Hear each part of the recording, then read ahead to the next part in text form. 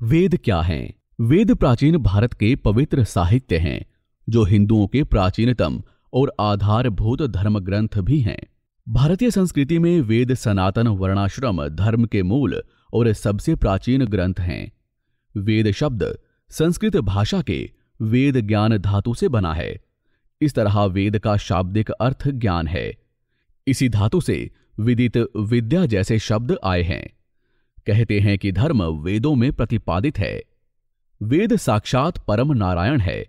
वेद में जो अश्रद्धा रखते हैं उनसे भगवान बहुत दूर हैं।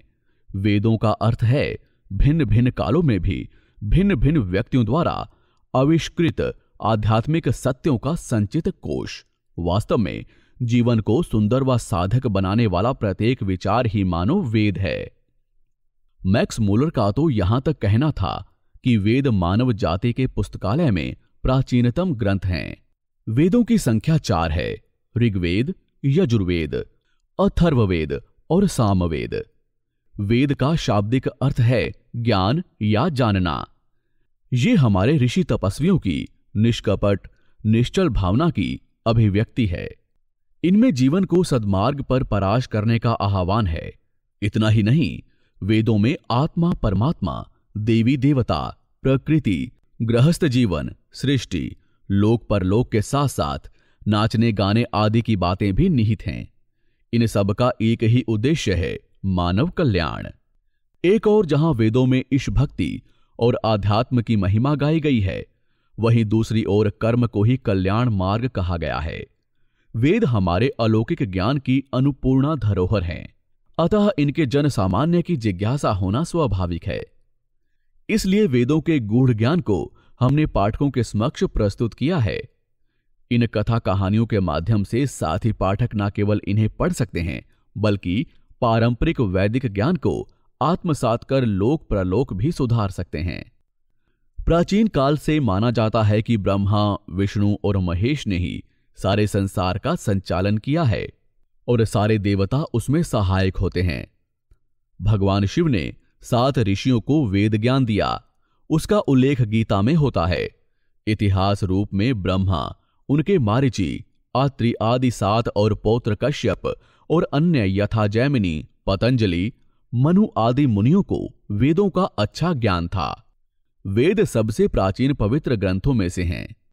संहिता की तारीख लगभग 1700 से 1100 ईसा पूर्व और वेदांग ग्रंथों के साथ साथ संहिताओं की प्रतिदेयता कुछ विद्वान वैदिक काल की अवधि 1500 से 600 ईसा पूर्व मानते हैं, तो कुछ इससे भी अधिक प्राचीन मानते हैं, जिसके परिणाम स्वरूप एक वैदिक अवधि होती है जो 1000 ईसा पूर्व से लेकर 200 ईसा पूर्व तक है। कुछ विद्वान इन्हें ताम्र पाषाण काल 4000 ईसा पूर्व का मानते हैं। वेदों के बारे में ये मान्यता भी प्रचलित है कि वेद सृष्टि के आरंभ से हैं और परमात्मा द्वारा मानव मात्र के कल्याण के लिए दिए गए हैं। वेदों में किसी भी मत, पंथ या संप्रदाय का उल्लेख न होना यह दर्शाता है कि वेद विश्व में सर्वाधिक प्राचीनतम साहित्य हैं। वेदों की प्रकृति विज्ञानवादी होने के कारण पश्चिमी जगत में इनका डंका बज रहा है। वैदिक काल वेद ग्रंथों की रचना के बाद ही अपने चरम पर पहुंचता है। पूरे उत्तर भारत में विभिन्न शाखाओं की स्थापना के साथ, जो कि ब्राह्मण ग्रंथों के अर्थों के साथ मंत्र संहिताओं को उनके अर्थ की चर्चा करता है। बुद्ध और पाणिनि के काल में भी वेदों का बहुत अध्ययन अध्यापन का प्रचार था, ये भी प्रमाणित है। वैदिक काल में ग्रंथों का संचार मौखिक परंपरा द्वारा किया गया था। विस्तृत नैम्निक तकनीकों की सहायता से परिशुद्धता से संरक्षित किया गया था। 322 से 185 ईसा पूर्व में बौद्ध धर्म, 600 ईसा पूर्व के उदय के बाद वैदिक समय के बाद साहित्यिक परंपरा का पता लगाया जा सकता है। इस काल पुरुष में ग्रहसूत्र, धर्मसूत्र और वेदांगों की रचना हुई, ऐसा विद्वानों का मत है। इस काल में संस्कृत व्याकरण पर पाणिनि ने अष्टाध्यायी नामक ग्रंथ लिखा। अन्य 2 व्याकरणाचार्य कात्यायन और पतंजलि उत्तर मौर्य काल में हुए।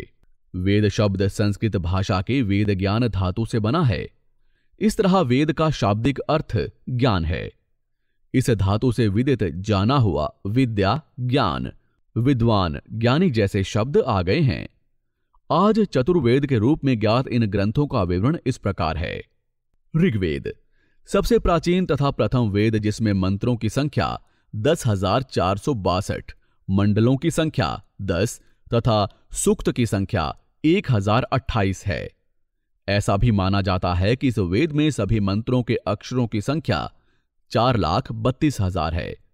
इसका मूल विषय ज्ञान है, विभिन्न देवताओं का वर्णन है तथा ईश्वर की स्तुति आदि। यजुर्वेद इसमें कार्य, क्रिया व यज्ञ समर्पण की प्रक्रिया के लिए 1975 गद्यात्मक मंत्र हैं। इसमें बलिदान विधि का भी वर्णन है। सामवेद इस वेद का प्रमुख विषय उपासना है। संगीत में लगे शूर को गाने के लिए 1875 संगीतमय मंत्र। अथर्ववेद इसमें गुण, धर्म, आरोग्य एवं यज्ञ के लिए 5,977 कवितामय मंत्र हैं। वेदों को समझना प्राचीन काल में भारतीय और बाद में विश्व भर में एक वार्ता का विषय रहा है। इसको पढ़ाने के लिए 6 वेदांग, शिक्षा, कल्प, निरुक्त, व्याकरण, छंद और ज्योतिष के अध्ययन और उपांगों, जिनमें 6 शास्त्र, पूर्व मीमांसा, वैशेषिक, न्याय, योग, सांख्य और वेदांत व 10 उपनिषद, ईशावास्य, केन, कठ, प्रश्न, मुंडक, मांडुक्य, ऐत्रेय, तैत्रेय, छांदोग्य और बृहदारण्यक आते हैं। प्राचीन समय से इनको पढ़ने के बाद वेदों को पढ़ा जाता था। प्राचीन काल के वशिष्ठ, शक्ति, पराशर, वेदव्यास, जैमिनी, याज्ञवल्क्य, कात्यायन इत्यादि ऋषियों को वेदों के अच्छे ज्ञाता माना जाता है। मध्यकाल में रचित व्याख्याओं में सायण का रचा चतुर्वेद भाष्य, माधवीय वेदार्थ दीपिका बहुत मान्य है। यूरोप के विद्वानों का वेदों के बारे में मत हिंद आर्य जाति के इतिहास की जिज्ञासा से प्रेरित रहा है। वेदों का प्रकाशन शंकर पांडुरंग ने सायण भाषा के अलावा अथर्ववेद का 4 खंड में प्रकाशन किया। लोकमान्य तिलक ने औरान्य और आर्कटिक होम इन वेदाज नामक 2 ग्रंथ वैदिक साहित्य की समीक्षा के रूप में लिखे। बालकृष्ण दीक्षित ने सन 1877 ईस्वी में कोलकाता से सामवेद पर अपने ज्ञान का प्रकाशन कराया। श्रीपाद दामोदर सातवलेकर ने सतारा में 4 वेदों की संहिता का श्रम पूर्वक प्रकाशन कराया। तिलक विद्यापीठ पुणे से 5 जिल्दों में प्रकाशित ऋग्वेद के सायण भाषा के प्रकाशन को भी प्रमाणित माना जाता है। चंद्रगुप्त मौर्य के प्रधानमंत्री चाणक्य ने अर्थशास्त्र नामक ग्रंथ लिखा। शायद 1 शताब्दी ईसा पूर्व के यजुर्वेद के कण्व पाठ में सबसे पहले, हालांकि संचरण की मौखिक परंपरा सक्रिय रही। माइकल विटलज ने 1 सहस्त्राब्दी ईसा पूर्व में लिखित वैदिक ग्रंथ की संभावना का सुझाव दिया। कुछ विद्वान जैसे गूडी कहते हैं कि वेद एक मौखिक समाज के उत्पाद नहीं हैं।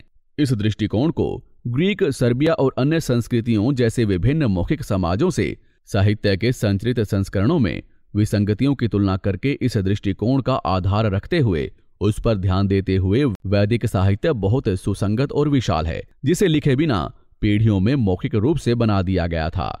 हालांकि जैसे गूडी कहते हैं, वैदिक ग्रंथों की एक लिखित और मौखिक परंपरा दोनों में शामिल होने की संभावना है।